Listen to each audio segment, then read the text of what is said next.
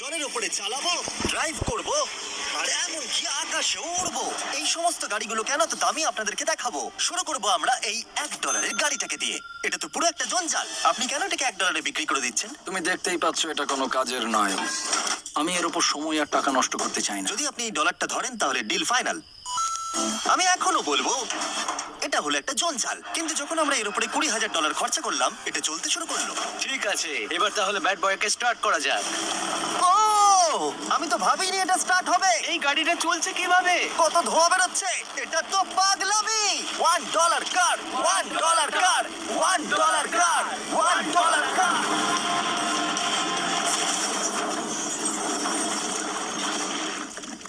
ঠিক আছে, তাহলে এটা হলো $1 কার। ভাগ্যিস আমি ওতে বসেছিলাম না। $100,000 কারটাকে নিয়ে এসো। এটা নিজে নিজেই চলতে পারে। মজা করছি না, এর ভেতরে কিন্তু কেউ নেই, তাও এটা দিব্যি চলছে। দেখা যাক 100 গ্র্যান্ডের গাড়িতে কি আছে।